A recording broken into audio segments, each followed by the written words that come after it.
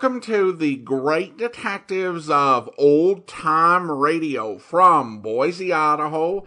This is your host, Adam Graham. If you have a comment, email it to me, box13@greatdetectives.net. Follow us on Twitter @Radio Detectives and check us out on Instagram. Instagram.com/Great Detectives. Our listener support campaign continues. You can become one of our ongoing Patreon supporters for as little as $2 per month.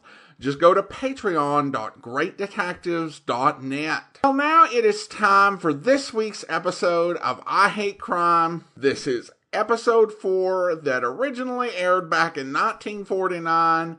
Let's go ahead and take a listen.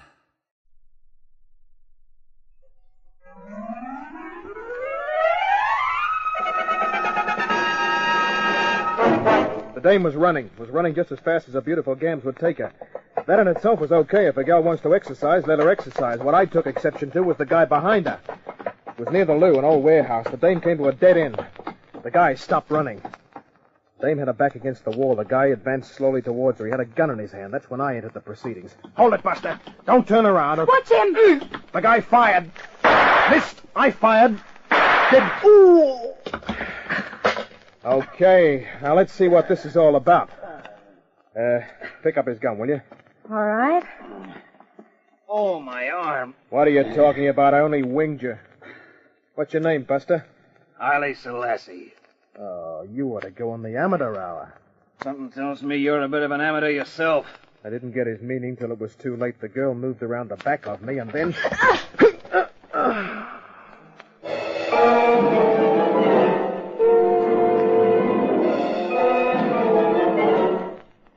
Two little fellas with sledgehammers were at work inside my skull. I pushed myself to my feet. Stood there swaying for a while. Finally, focused my eyes enough to look at the luminous dial of my wristwatch. 10:20 p.m. I'd been out for at least 5 minutes. The girl and the guy were gone. I couldn't figure it. But I didn't like the idea of saving a blonde's life and then have her massage the back of my skull with a gun butt. So I decided to do something about it.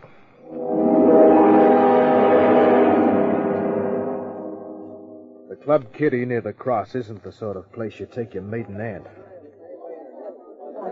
But it's the sort of place where you find information agents like Bluey Porter. Hey, good day, Kent. How you going, eh? Hiya, Bluey. Oh, sorry, hey, Kent. Sit down, will you? Thanks. I'll introduce you to a nice Sheila later on, if you like. No, thanks, no. Eh? Oh, gee, feeling bad, are you? Yeah, I got a job for you, Bluey. A job, eh? Well, I've been pretty busy, lately, Kent. I don't think I can sort of fit it in. Not at the usual rates, that is. Well, you know how it is. It's supply and demand. Yeah, I know. Now, if you're through romanticizing... Eh? I want you to find a girl for me. Girl, eh? Yeah, a girl. Yeah? Now, before I came here, I stopped at home, made a sketch of her. What do you mean? Here, look at this now. Gee, gee. You ain't a bad artist. Well, I think it's a pretty accurate picture, right down to the legs. I'll say. Yeah, right there. Hey, you sure you didn't sort of, exaggerate? No, I mean, no. it's It's a scale drawing, Bluey. Gee, eh? Oh, what a humdinger. What a bobby dazzler. Ah, gee, no wonder you want to find her. Yeah, well, what's her name? Well, I don't know, but I got to look at the initials on a purse. L.M. L.M.? Gee, that's a help. Blonde, eh? Yeah. Eyes? Blue. Yeah? I figure she's a model or in show business, Bluey. Now, you know a lot of the hangers-on in both rackets. If you mean, Kent, I have associates in both businesses, you're just about right, Kent. Okay. Associates. I'll call them anything you want, but locate that dame. Well, blimey, I've never found her yet, have I? You really want me to answer that? Oh, Well, like, there was once or twice when, due to causes outside me control, like... I had to slap you around. Yes, with well, it, now, remember? like, about the rates. Because, look, I'm really so busy, Kent. The demand's so big for me that the... £5 a day, Bluey. 25 when you find her. Right. So, you find her on the first day, and you've done fine. Yeah, well, thank you very much all the same, but I'm not satisfied with those rates, Kent. Bluey, remember the time I kept my mouth shut about a little packet of diamonds? Yeah. Well, I've still got a receipt you signed. Right? Yeah, and Customs would very much like Now, to... wait a minute. Now, can't you take a joke? You always fly off the handle, don't you? All right, Kent, all right. Just haste it up. Seeing as we're good coppers, I'll be magnanimous. I'll take the job at your rates. With, an advance, maybe, eh? Here it comes. You haven't changed much, have you? No, thank you. Now, here you are. $5. Fiver. You couldn't make it... No. Oh, okay, Kent, okay. I'll get busy for you first thing in the morning.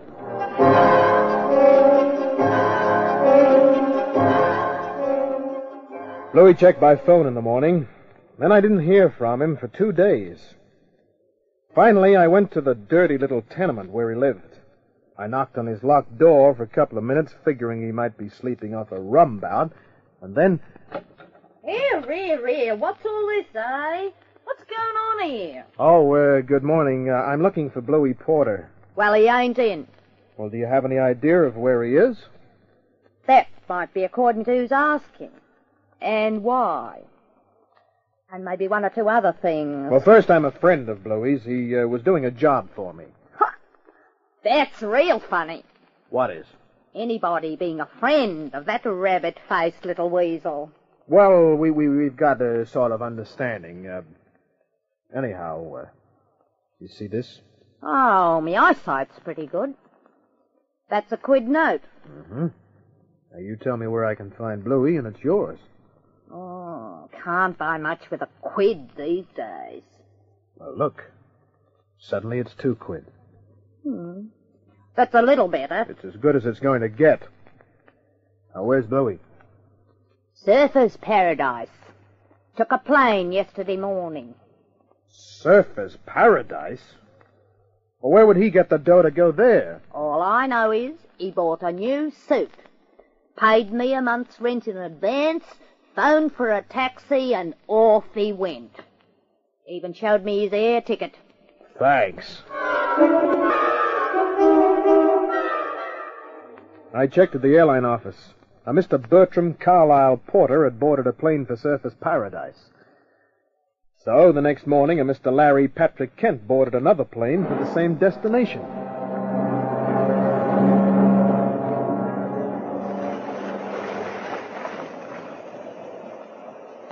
I found Bluey on the beach. He was wearing a pair of bright red trunks with yellow crayfish in the design. I came up behind him. He was pulling at a bottle of rum. The next thing I did made Bluey think one of the crayfish had come to life. Hello, Bluey. Oh, Kent. Well, gee, Kent. Fancy meeting you way up here. Yeah, fancy. Yeah, never figured on seeing you here. What are you doing way up here, Bluey? Well, I was working so hard, you see, and a bloke should have at least one holiday a year, so, well, here I am.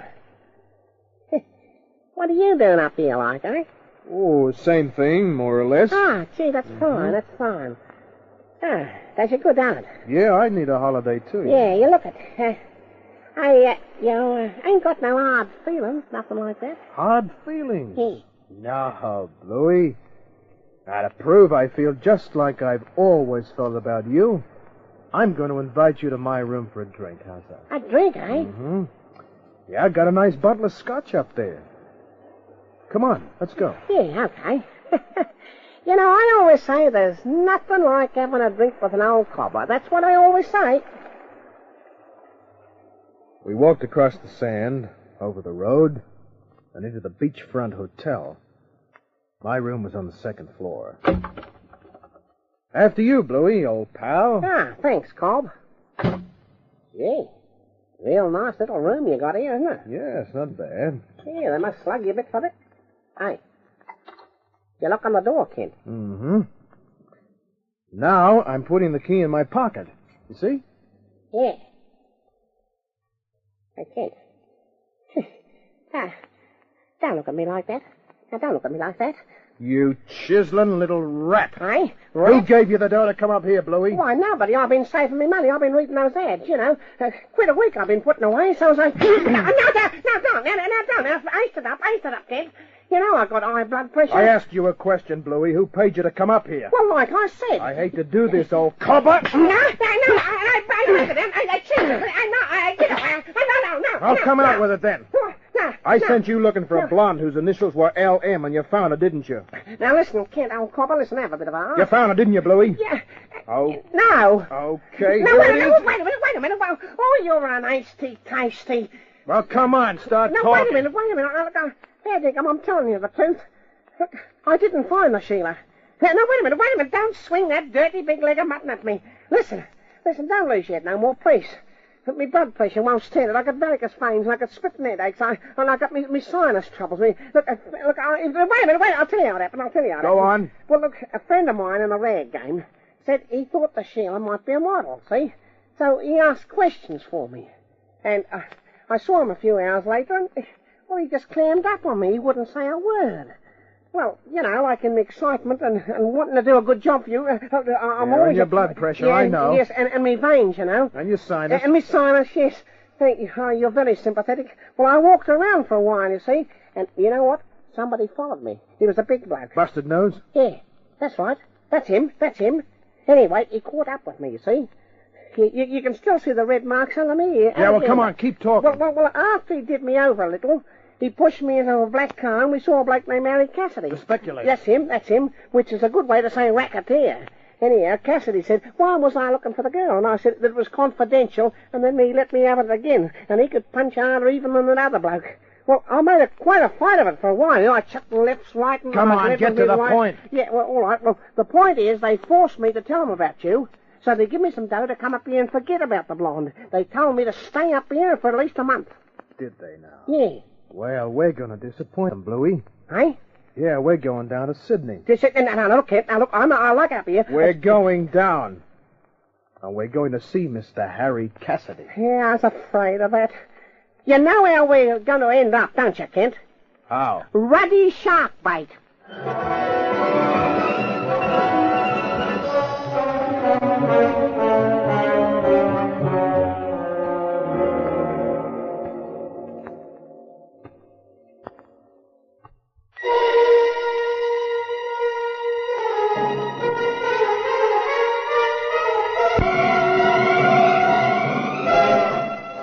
Bluey and I caught the next plane down to Sydney. After landing at Mascot, we went straight to my apartment. Oh, gee. I need a drink, Kent. There, come on, I need a drink. Yeah, help yourself and pour me one. Oh, yes, good out. I certainly hope you know what you're doing, Kent. That there Cassidy bloke's a tough customer, believe me. And so's that right-hand man of his. His right-hand man was chasing a dame. After I took his gun away, she whacked me over the head with it. I want to know why. Look, I'll tell you why. We should have stayed up at Surface Paradise. That's the why. Listen, you know, there was a Sheila up there who almost talked to me. She came up to... Oh, it doesn't matter. It's no good romanticising. Here's your drink. Thanks. Oh, cheers. Yeah, here's to a short, happy life. Hi. Oh, strike me.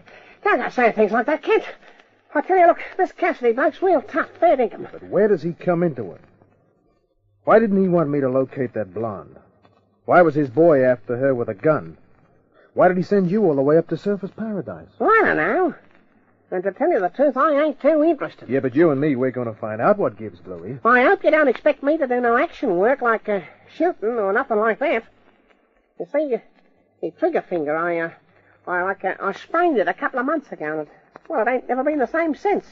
It's sort of, you know, like it palpitates all the time. Yeah, I know. Oh, well, thanks. I knew you'd understand, Kent. Of course, I'd like to help you out if it comes to shooting, but, you know, my trigger finger, you know. Well, don't worry, Bluey. I don't expect you to make like Humphrey Bogart. Just sit near that phone, that's all. All right. Yeah. It's now just after 3.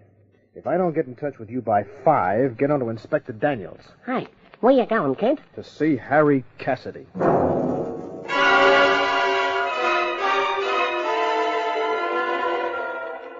Harry Cassidy had a suite of offices that took up the entire 9th floor of the Metropolitan Building. In the general office were 6 dames, 3 blondes, 2 brunettes, a redhead. They looked as though they might have been picked right out of the chorus line, and that's exactly how Harry Cassidy had got them. They gave me the up and down coldly. When I asked for the direction of Harry's office, one of them pointed. They were about as warm as Eskimo pies. But the dame who sat behind a desk in the inner office, she was different. Hello.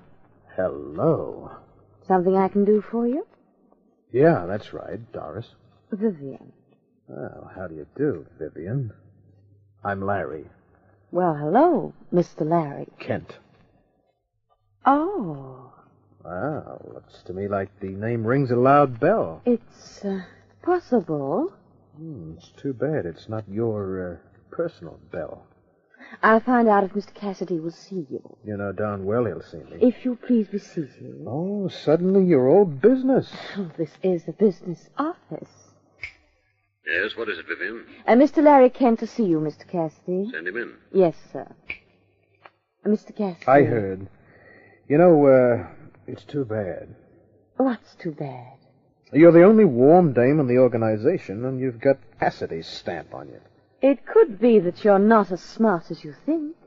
Well, this is one time when I wouldn't mind apologizing. Mr. Cassidy's office is right in front of you. Walk straight in. Thank you. If I should yell for help... The office is soundproofed. I wouldn't hear. That's what I thought. I'll see you some more, Vivian. Maybe. Yeah, that's just what I was thinking.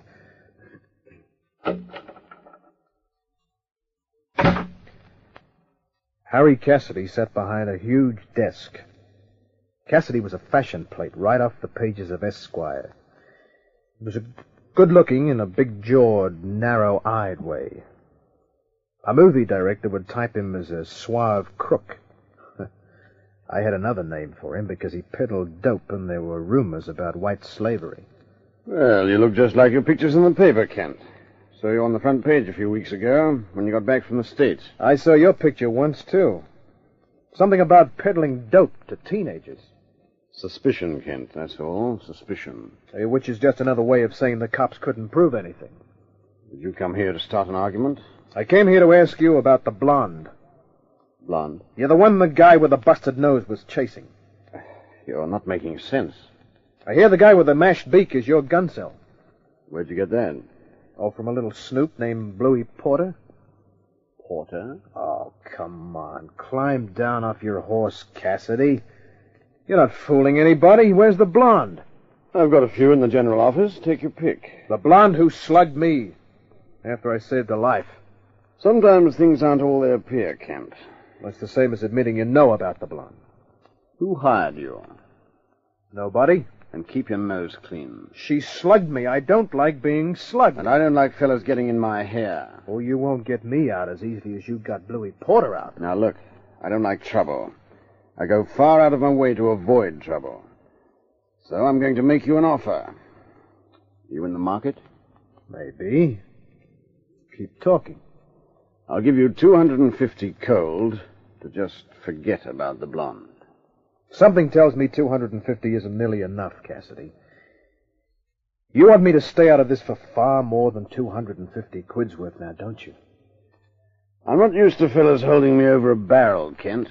What are you going to do about it? This? I didn't see you do anything. Hold it, Kent. Well, busted beak.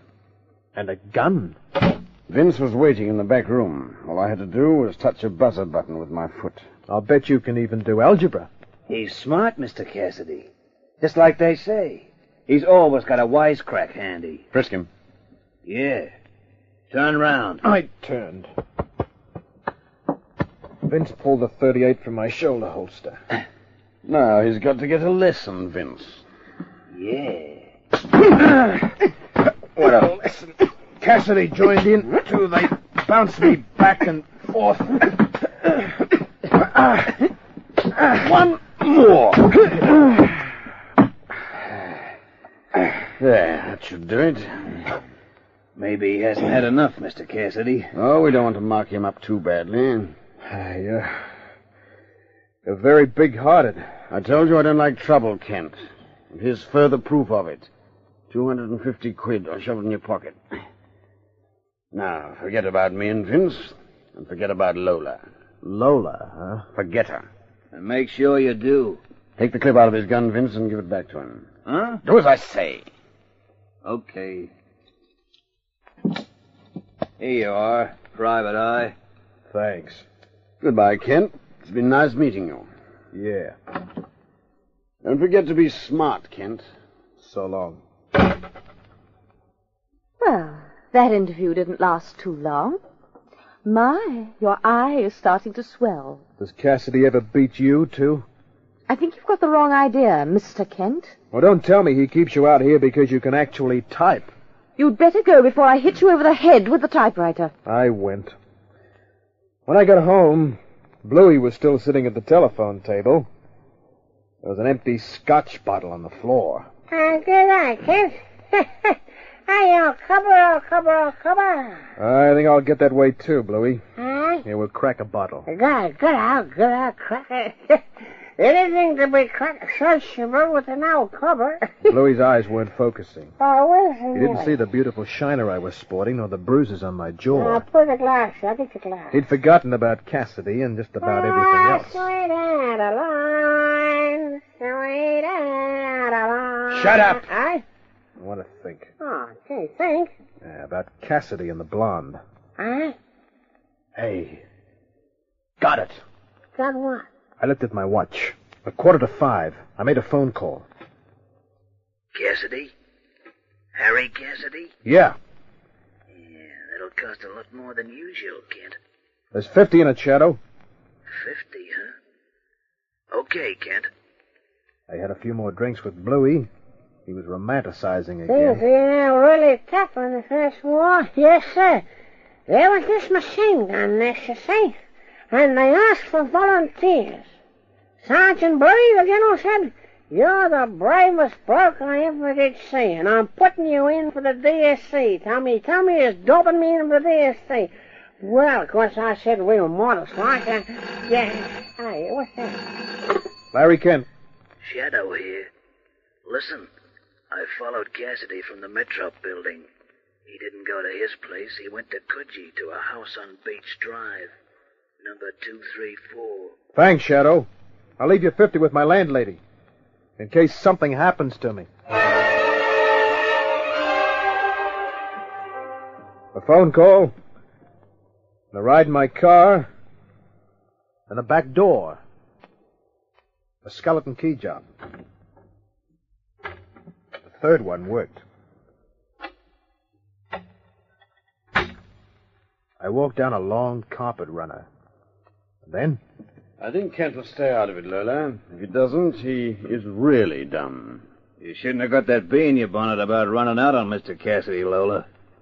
You should have known that nobody runs out on Mr. Cassidy. I had an attack of conscience. I wanted to get out of the rackets. You can't afford a conscience in our business, honey. Once you're in, you stay in.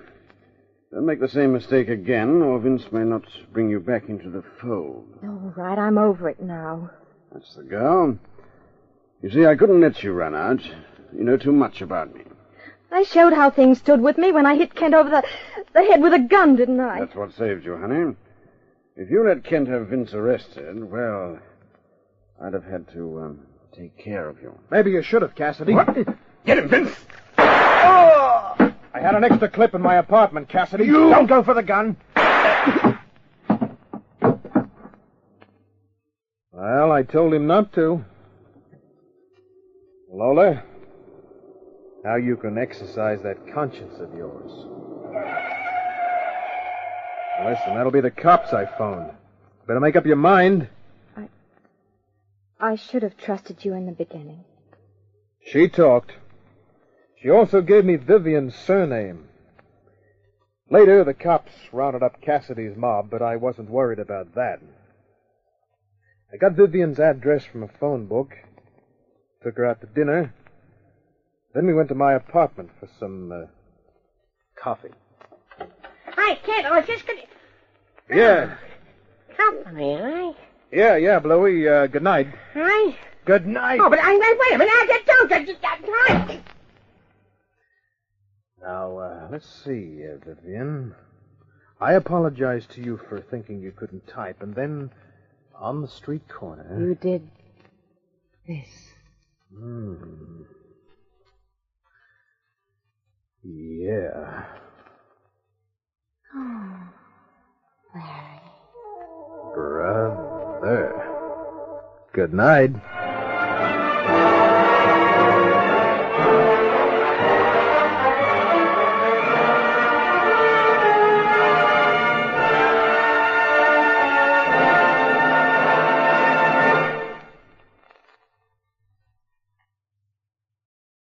Welcome back. It is just like Larry Kent to shoot somebody and then figure out what's going on. And his whole "I only winged you" comment was rich. "I only winged you" is a good indication that somebody's not going to die from being shot, unless it gets infected.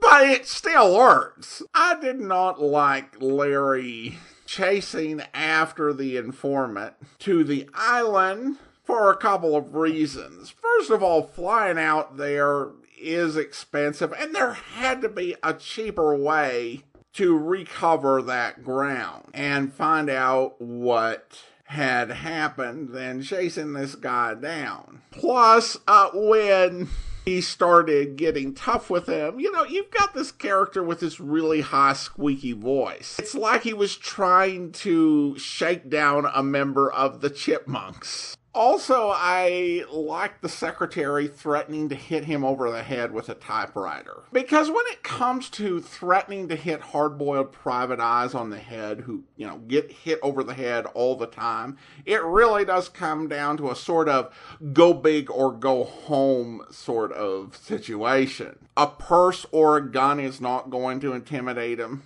I got a typewriter here. Okay, I think I'll back off it for the moment. I will say this for Larry. He does utilize other investigators, which isn't something you hear in old-time radio outside of Nero Wolfe. But it does make sense, and, it saves him some time. Plus, as the program is establishing, he is a bit of a famous investigator, had his picture in the paper, so he can use the services of more anonymous investigators to achieve his ends. These first two episodes have been a little rough, to put it mildly. I'm trying to remember why I decided to run this series. I do think that the series does get a little bit better as it goes forward, perhaps when we get to the second writer of the series, because right now I'm not seeing how this show stayed on the air in Australia for 10 years. Although it was indeed very popular, and one story that I did find on the series is that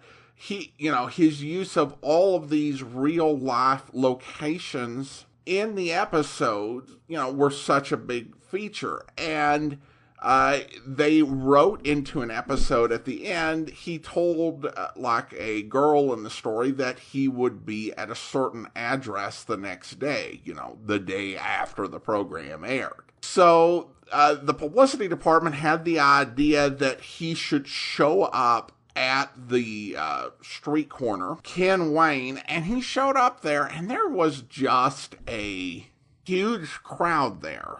And he spent a lot of time signing autographs. Hopefully at some point we'll get to episodes that will give us an idea of why folks were so excited about this. But now we turn to announcing the winners of our drawing in the Sherlock Holmes giveaway. And I'm going to announce the top 5. The person who wins a first prize gets the choice of either the Hound of the Baskervilles or the collection of Sherlock Holmes stories that were promoted on the G. Washington Coffee radio program we heard. The second place winner gets whatever the first place of those two books, whatever the first place winner didn't choose. The third place winner will get a pullover hoodie in our newest t-shirt design, which should be coming out this fall. And then we have two fourth place winners who will each get a t-shirt in our new design, again, coming out in the fall. So our top 5 winners, Martin Birch won first, Emily Jenkins won second, Tim Zalinga won third, Valerie Fisher won fourth, and Kristen Fink won fifth. Now, I have already, as of this recording, which is just the day after the drawing concluded, I emailed Martin, and I'm waiting to hear back from him. And then I will be working down the list. Now, once I email Martin, then I'll email Emily Jenkins, and so on. If you are one of those 5 named individuals and you haven't heard from me, please do send me an email with your mailing address included in to box13@greatdetectives.net. Also, check your spam folder. Now, I did also draw an additional 5 names in case I'm not able to reach out to the winners after a reasonable period of time. Now we turn to listener comments and feedback, and have this from Eric, who writes regarding the Dream House murder case. Is this the end of the series? You usually say something about it being the end, but I don't see it on the schedule for the rest of the month. I did find the next episode, The Case of Murder and the $1 Million Smile, on Internet Archive. If you aren't playing it, I don't think it's a big loss. I think it's a bit better than the last 2 episodes, but not by much. This has been one of the weaker series you've played. Well, thanks for the question, Eric. In answer to the question, we're not playing Murder and the $1 Million Smile because we already played it. That was one of 2 episodes that have been in circulation for years and years, and we played it back in 2014. And the audio quality honestly was terrible.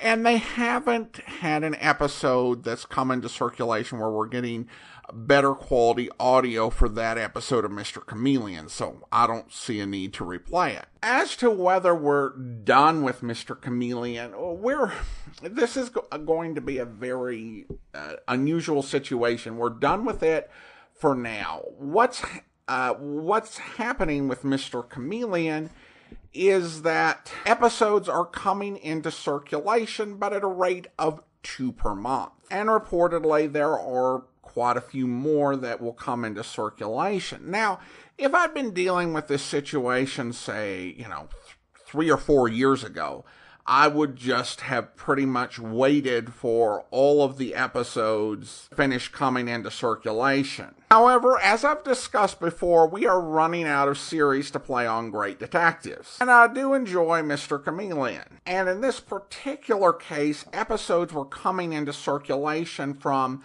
an earlier point in the series than we had played previously. So what I decided to do was to finish up with the episodes that we played, which were the latest episodes that are in circulation, except for the Case of the $1 Million Smile, which I already explained about. So Mr. Chameleon will be back, and my aim is to try to make as much sense of it as I possibly can under the circumstances. But I would expect that we will have at least a couple, 3 more blocks of Mr. Chameleon. And that will be either to rejoicing or gnashing of teeth, depending on your perspective. But thanks as always for the comment, Eric. And now it's time to thank our Patreon supporter of the day. And I do want to go ahead and thank Carrie. Carrie's been one of our Patreon supporters since August 2021, currently supporting us at the Detective Sergeant level of $7.14 or more per month. Thanks so much for your support, Carrie. And that will do it for today. If you are enjoying this podcast on YouTube, be sure to like the video, subscribe to the channel, and mark the notification bell. We'll be back next Tuesday with another episode of I Hate Crime. But tune in tomorrow for Dangerous Assignment, where... Out on this gadget? Checked out? This cable car, you know how to operate it? Oh, yeah. Yeah, it is very simple. You see, this button starts the motor. So, now this lever, to go forward, we pull it back. And to go back, we push it forward. You know, that sounds real logical. We go forward. So. Hey, that bank sure drops away in a hurry. Yeah? How deep is this gully, anyway? I'm glad you asked that question, Herr Mitchell. What? I will let you find out for yourself how deep it is. Hey, what's the big... Uh-oh. We know why you're in Switzerland, Mitchell. We cannot pay as much as Uncle Moneybags. Therefore, we stop you before you arrive. Now, over the side. You mean jump just like that? I will help you with a bullet if you prefer. Now, look, Rudy, why don't you play it smart? Take the money I brought and... And while I'm close, give you the opportunity to grab this gun? No, Herr Mitchell. We are trained to omit foolish mistakes. Look, you said you were an army man. It will not help you to stall. I also remember from my midshipman days that... I hope you'll be with us then. In the meantime, do send your comments to box13@greatdetectives.net. Follow us on Twitter at Radio Detectives and check us out on Instagram, instagram.com/greatdetectives. From Boise, Idaho, this is your host, Adam Graham, signing off.